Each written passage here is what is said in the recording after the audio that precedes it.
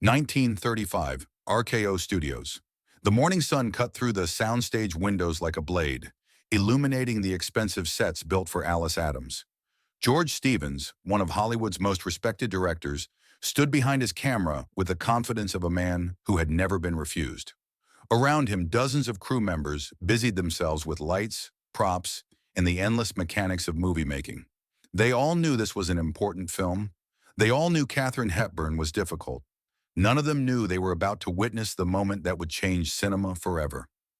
Katharine entered the soundstage at exactly 9 o'clock, as she always did. No fanfare, no entourage, no desperate need for attention that marked so many of her contemporaries. She walked with purpose, her long stride eating up the distance between the door and Stephen's position.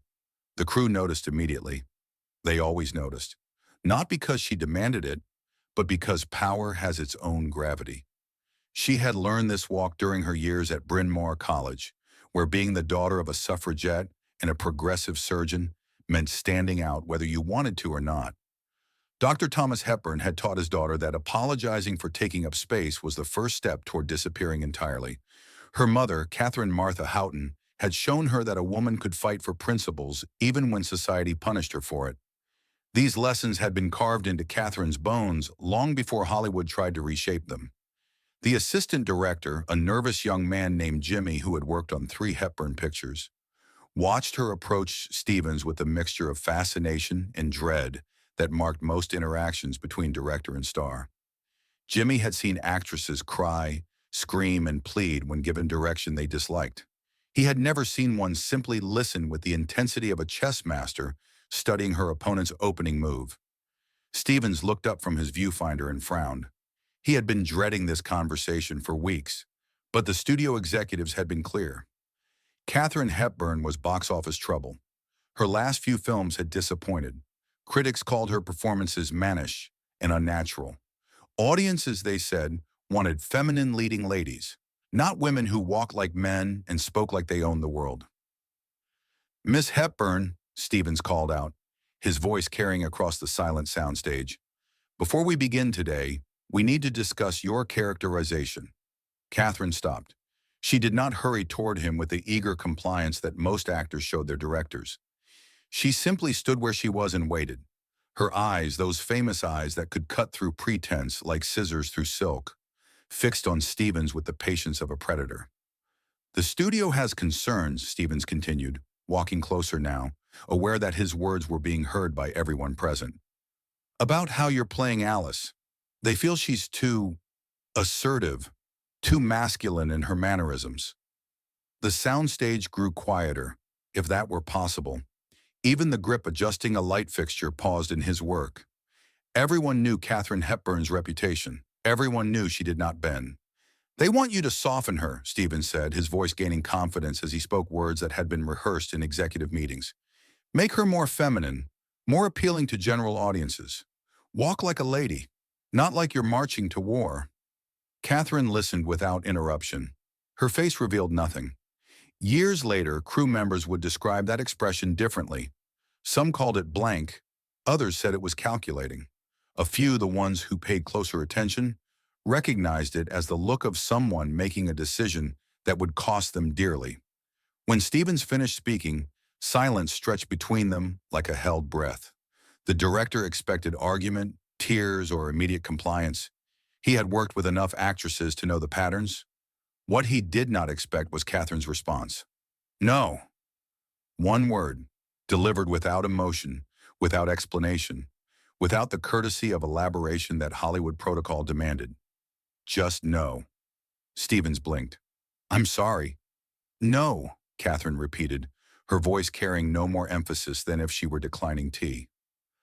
"I will not make Alice Adams feminine for your comfort or theirs." The crew exchanged glances.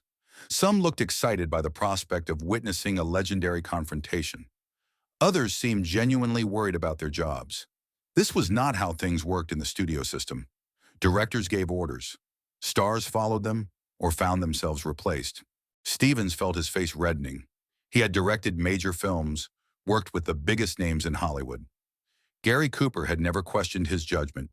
Jean Arthur had followed his direction without argument.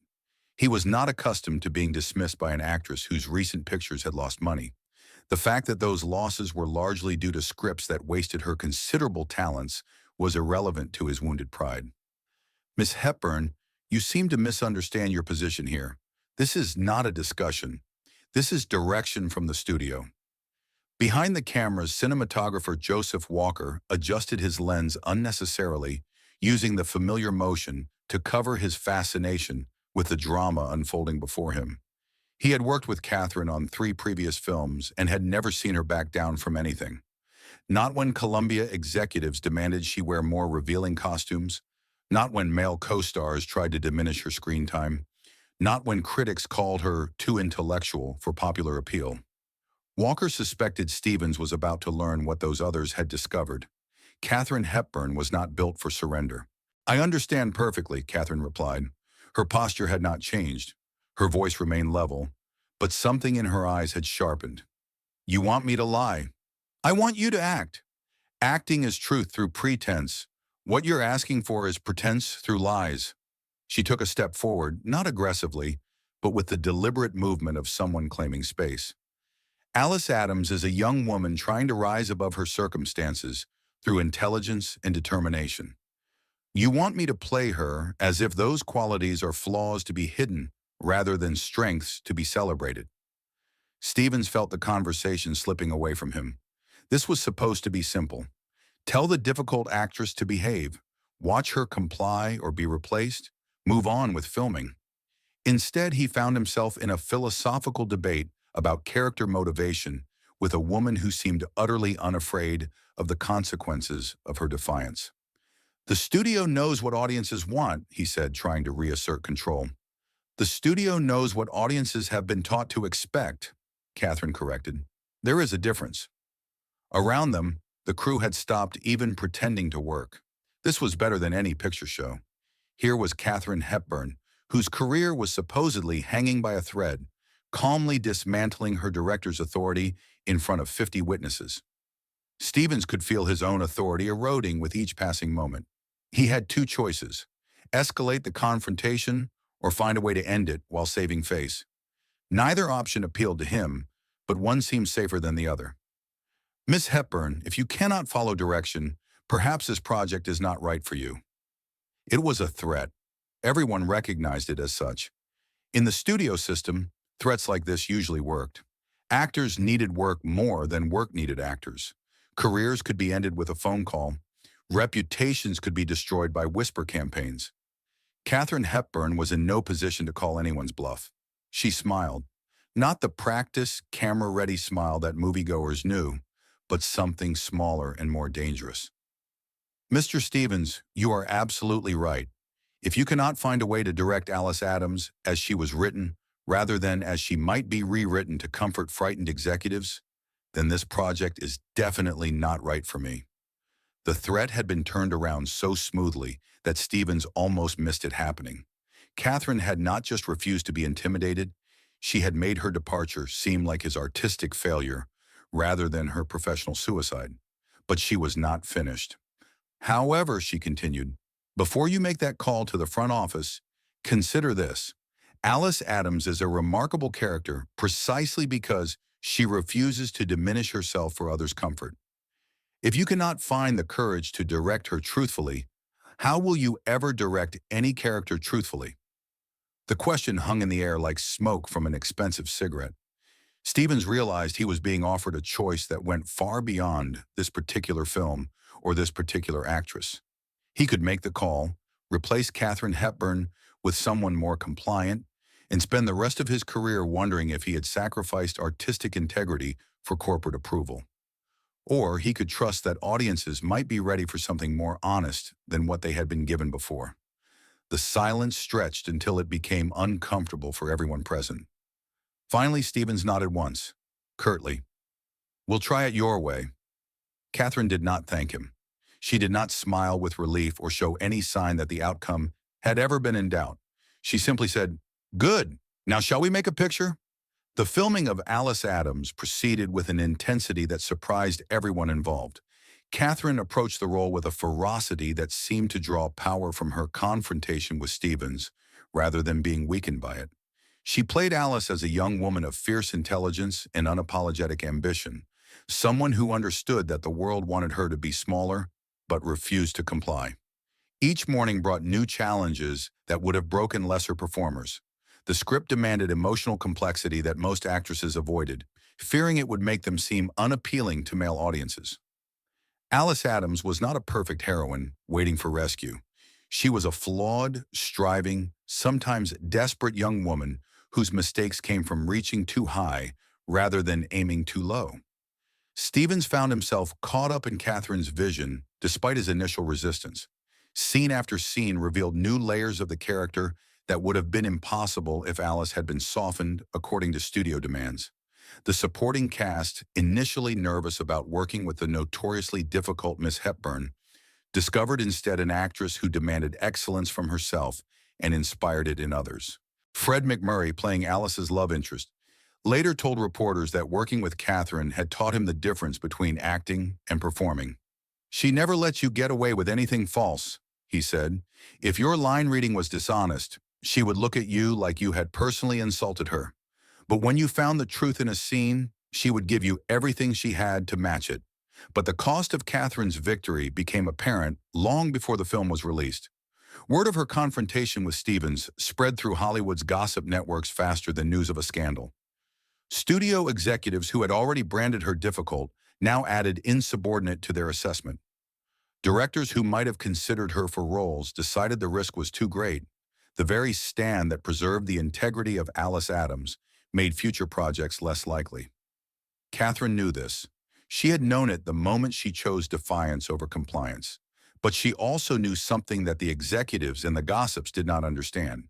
Compromising her artistic principles to save her career would have meant losing the only thing that made her career worth saving.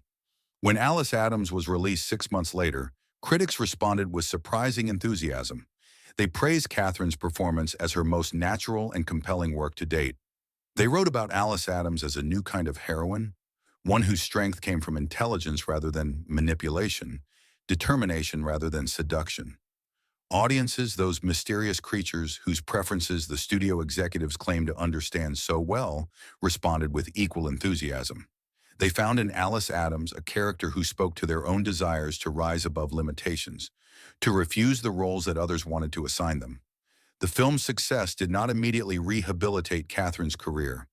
Hollywood forgives many things more easily than it forgives being proven wrong, but it established something more important than immediate career prospects. It proved that audiences were ready for stories about women who refused to apologize for their strength. Years later, other actresses would find roles that built upon the foundation Katharine had fought to preserve in Alice Adams. Characters who were intelligent without being apologetic, ambitious without being villainous, strong without being masculine. The path Katharine carved with her refusal to act like a lady became the road that countless others would travel. Bette Davis, reflecting on her own career battles, once said that Katharine Hepburn had shown her entire generation that refusing to be diminished was possible. "She proved you could say no and survive it," Davis observed. "Before Katharine, we all believed that difficult meant unemployable. She showed us that sometimes difficult just means honest." Joan Crawford, despite their famous rivalry, acknowledged Katharine's influence in later interviews.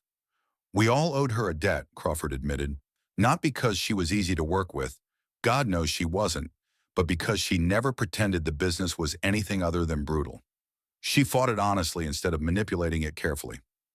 The studio executives who had demanded Alice Adams be softened found themselves facing a new reality. Audience preferences were shifting faster than their ability to recognize it. Women were entering the workforce in unprecedented numbers, gaining education and independence that made passive heroines seem increasingly irrelevant. Katharine Hepburn had not created this change, but she had recognized it before anyone else in Hollywood dared to admit it existed. Stevens never forgot the lesson he learned that day on the soundstage. In later interviews, he would describe Katharine Hepburn as the actress who taught him that true direction meant helping performers find their character's truth, rather than imposing artificial limitations.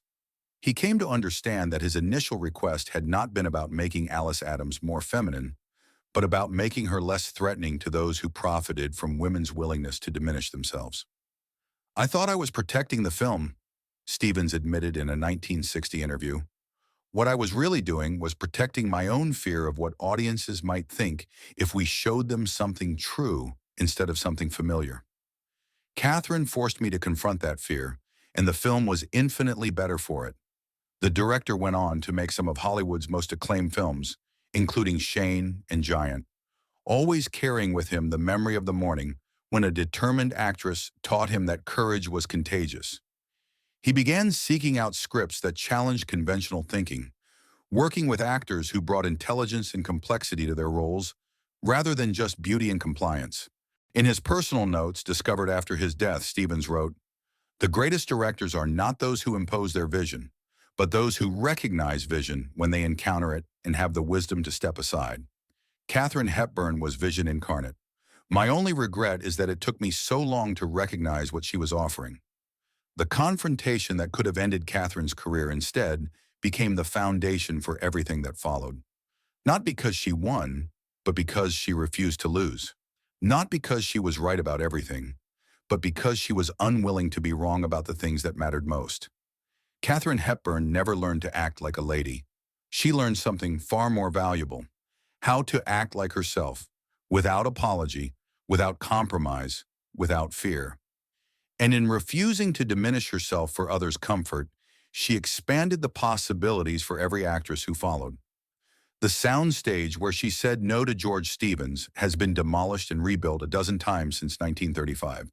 But the echo of that refusal still resonates through every performance, every role, every moment when an actress chooses strength over compliance. That day, Hollywood learned what no meant.